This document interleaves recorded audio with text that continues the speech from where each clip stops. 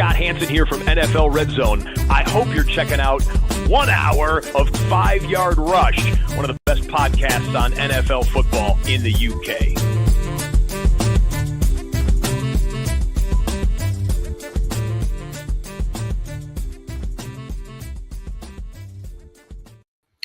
What is happening, Rush Nation? We are back. We are back for part 2 of the matchup show, your Bible to get you through the week. Full disclosure, this is being recorded about an hour before Thursday Night Football, so I'm not going to talk about the game or the results. And therefore, all the information here is as of an hour before Thursday Night Football.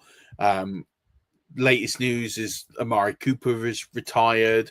Looks like Christian Kirk might not go. I'm going to hold my ranking on that one, but obviously Cooper is out of my ranks going forward. He's retired from the NFL.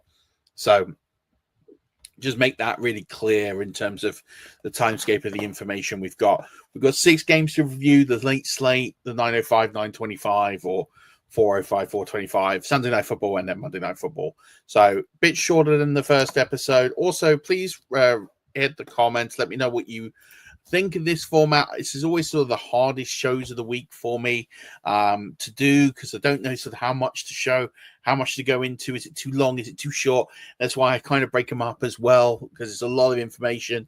Write in the comments below what you think. That'll be really helpful in terms of helping me shape this going forward. But we're here to go through the last 6 games of the week. So let's pull that up. Let's get into it. As per episode or part 1, I'll just have my rankings up. I'll show through them, and we'll get straight into it. We're going to talk Titans versus Broncos. That's the first game of the late slate. And it's going to be an interesting game for sure. Broncos are favored by 7.5 points, which is quite significant, really, in terms of, I know that the Titans were the 1 overall pick, but I think they did a good job in trying to build up hope for the future. Over under 43.5. It's interesting. They don't think that the Titans are going to be very competitive out of the gate to the folks in Vegas. So I don't know if I necessarily share the same view, but I am probably as conservative as them. Maybe not quite, but close in terms of the nature of this. But yeah, I do think Denver will win the game. My rankings will kind of reflect that, but also I have some optimism for Tennessee this year. It wouldn't shock me if this game was a bit closer in terms of the line. Bo Nix, as a result, is my quarterback 9 of the week. Cam Wood is at 30. The Denver D is shaping up to be a good one this year. So one to definitely keep an eye on. As for the running backs here, Tony Pollard I have at 19, and I have a split backfield between RJ Harvey and J.K. Dobbins. I have them at 28 and 30 this week. I'm really not overly confident on which one's going to dominate, get touches. Is it a straight even backfield? We're going to need to see what happens in week 1. So, I am hedging my bets. And making it a bit conservative as a result. So I've got Tony Pollard as the lead back in this game for sure. Then moving on to the wide receivers in this one. And Courtland Sutton is my leading wide receiver in this game. He is at wide receiver 20 this week, followed by Calvin Ridley at 32. Then Marvin Mims at 50 this week. And they're the only receivers really I'm focused on for this one. Everyone else is outside of that. Although I would be keeping an eye on Eric Iomenor. I think he's going to be a player who is going to have a significant future here in the NFL despite his draft stock. He is one I'd be keeping an eye on. I'm not interested in having Tyler Lockett at any stage, but I think it's too early to be starting Iomenor at any point in the near future, but just keep an eye on him. One to grab off benches and waiver wires for sure, just stash and see what happens. Eric Ingram is my tight end 7 this week.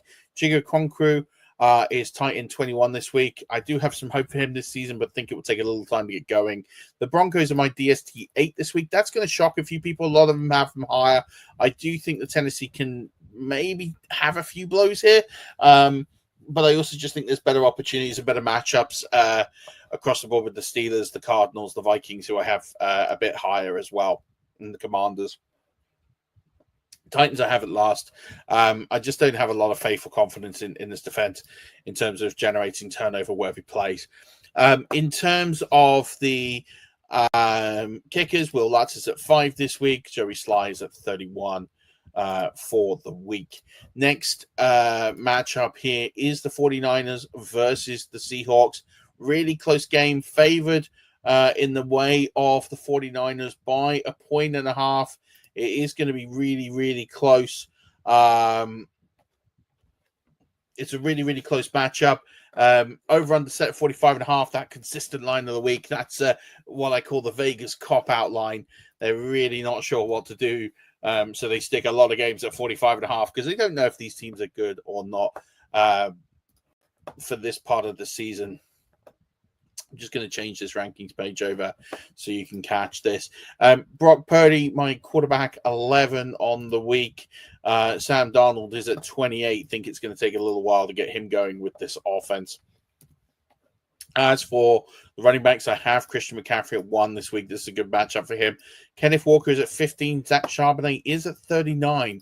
I'm not starting him, but I can totally understand people who would want to start him as a flex play, but think there's better options this week. But in a deep league, you can definitely start him, but I don't think it's going to yield a great return. Jackson Smith and Jigba is my wide receiver 16. Ricky Pearsall is at 34, and Cooper Kupp is at 44. Juwan Jennings is at 45. Torrey Holton is all the way down in the 90s. Not a player is on my radar at this point or at any point this season, barring injuries. George Kittle is my tight end 2 this week. Eric Iorio is at 32. Again, another player I've kind of got stashed away in a few places. Think that situation can change, but I don't think you're going to see it in week 1. So Francisco 49ers D is at 5. The Seattle Seahawks D is at 16. But I just think with the lack of options that the 49ers are going to have, I do think that there's opportunities to read, because really the only healthy players they've got on that team are they just escaped me, Christian McCaffrey and George Kittle. So you have got a pathway to just really shutting down the passing game and condensing your losses there. So it will be interesting to see. Jake Moody's at 20. Jason Myers is at 21. That's the state of the kickers this week in this one. Then moving on to just change the screen. 9:25 games. Lions, Packers, over under 47.5. I will say that the odds have moved in this game and made the Packers favorites with the trade for Micah Parsons. Beforehand, the Lions were favored in that one.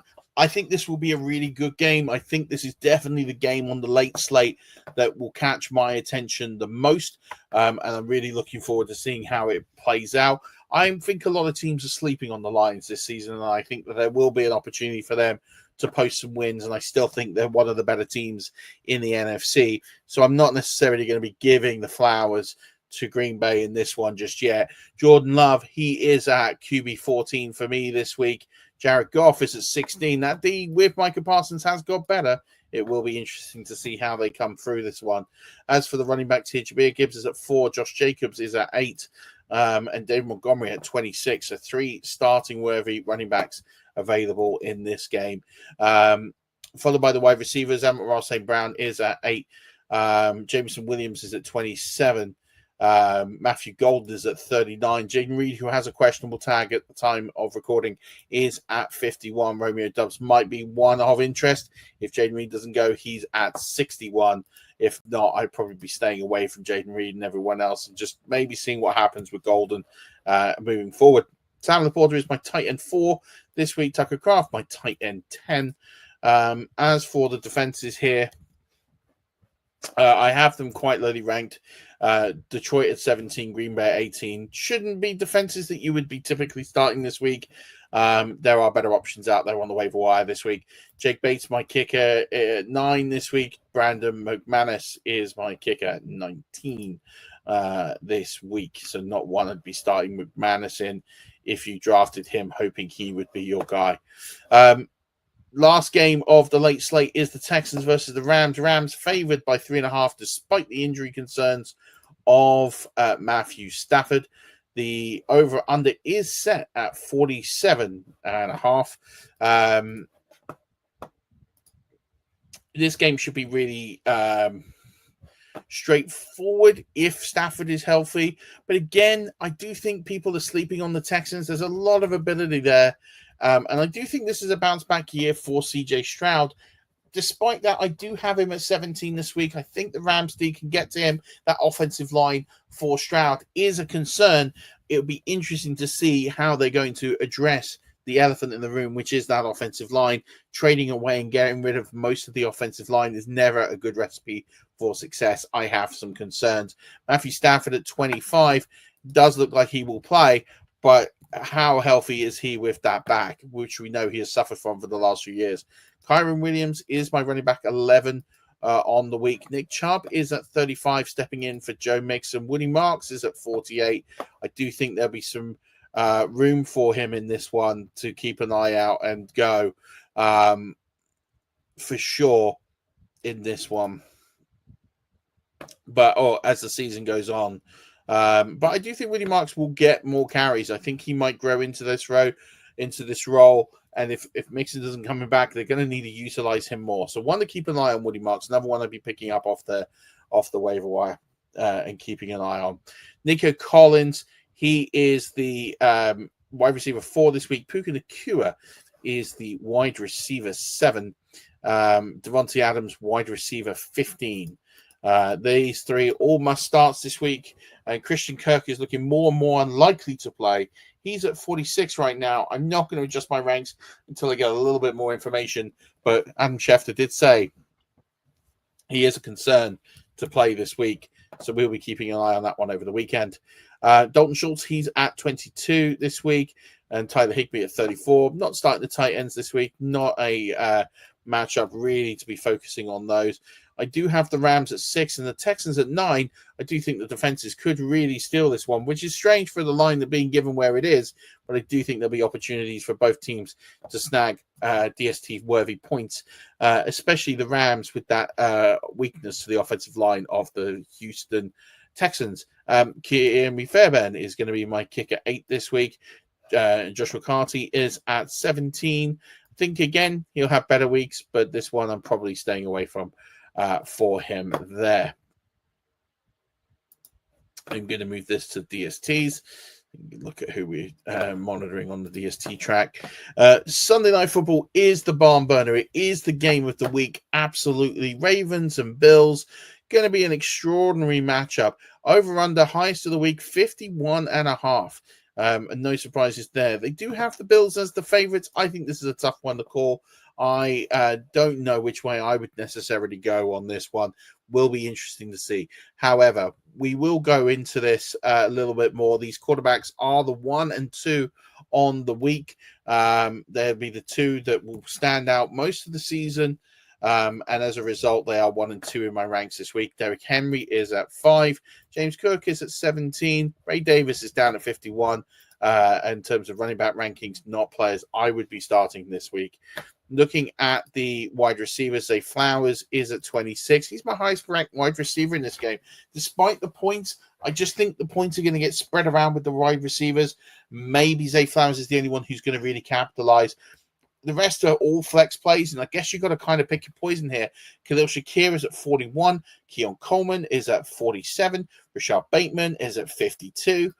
All of these kind of in the flex to outside of flex range. DeAndre Hopkins, for reference, is at 66. I wouldn't be starting him in any leagues this week. Too rich for my blood, unless it's a really super deep league. Ark Andrews is my tight end 9 this week. Dalton Kincaid, tight end 16.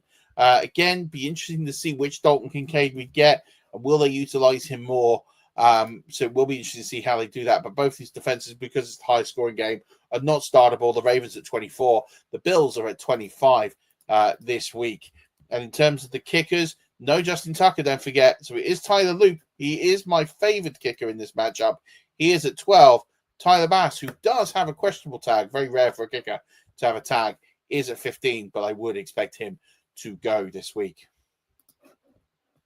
And speaking of kickers, I'm going to move this across and show the kickers as we get into our final game of the week. Vikings and Bears.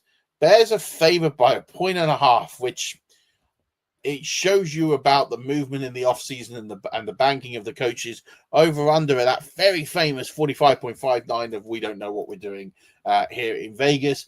I just don't know if I back the Bears in week one. Wouldn't shock me if they won, sure, but I do think it's going to be interesting.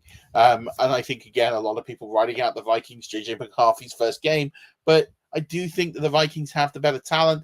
I think they've got the more established roster. I always think when there's a lot of flux, a lot of change, I do think it's going to take time for Caleb Williams and everyone here to really get up to speed. And they don't have that kind of time. So I will favor the Vikings in this one. I think they're at good odds to cause the win here, and surprised they are underdogs. As for the quarterbacks this week, not starting any of them in one QB. A lot of excitement around JJ McCarthy. A lot of people will want to start him, but he is my quarterback 21 this week. Caleb Williams is at 19. Moving on to the running backs, and I have here Aaron Jones at 24, DeAndre Swift at 25, Jordan Mason at 34, Rashad Johnson has a questionable tag. He is at 58. Kyle Monange is at 63. He also has a questionable tag. So it's all wheels up Swift this week. He should get a lot of workload, if not the majority of it this week. Let's see what he can do with it with this new coaching offense that he has. Justin Jefferson is my wide receiver 2 this week. DJ Moore is down at 22. Roman Dunze at 37. Adam Thielen at 57. Luther Burden is at 65. Jalen Naylor's down at 87. He might get a move up now. I know he's healthy, but we will keep an eye on that. Again, if I'm thinking about like outside prop bets, Jalen Naylor is a good one. He stepped into this role last season. He did score a touchdown on opening weekend, and I think he could do the same again this week as well. As for the tight ends, TJ Hawkinson is at 8. Corson Loveland is at 20. Need to kind of see it first. In a few weeks' time, I think he will become a fantasy relevant tight end, but I won't think of it week one. The Vikings are my DST3. Again, that goes with my analysis. I just think they will create turnovers and they will win this game. The Bears are all the way down at 15. And then I go to the kickers this week for Monday Night Football, and I have Will Reichard at 18, and Cairo Santos is at 24. That is going to do it for the matchup show for this week. That's going to do it for part 2. I hope you have found this incredibly useful. I hope you've enjoyed the analysis. Again, please leave comments, like, subscribe, join the Discord. That's where you're going to find all the rankings I've talked about, at least as they're posted for the week. If you want up-to-date rankings, ask me questions, join our Patreon. Link is in there. Just a couple of dollars a month, a couple of pounds a month. We'll get you access to our WhatsApp chat. It will get you access to me. I'll help you try and win some ships this year. It does return really good value for money. So you'll get access to that. Our Patreon cast, a lot more strategy talk and more in there. But all that's left to say for me is good luck for week 1. It should be a barn burner. We are so glad the NFL is back. I know people are worried about Red Zone and the adverts. At the end of the day, they're still going to run all the games. It's still going to be there. Sky has more games than ever. The NFL is on Channel 5 with games. We have a game show. The life and love of the NFL is growing here in the UK. It's going to be bigger. It's going to be better. It's going to be louder than ever. Let's all embrace this. Let's all enjoy it. We have 18 weeks. 17 of which are filled with fantasy, and 18 is just to sign off. So let's make the most of it. Let's enjoy it. And let's just go and win some ships. It is a good time of year. Everything is back to normal. Order has been resumed. Best of luck in week 1. I look forward to seeing those success stories, celebrating with you on Victory Monday. But until then, Rush Nation, don't forget, as always, keep rushing.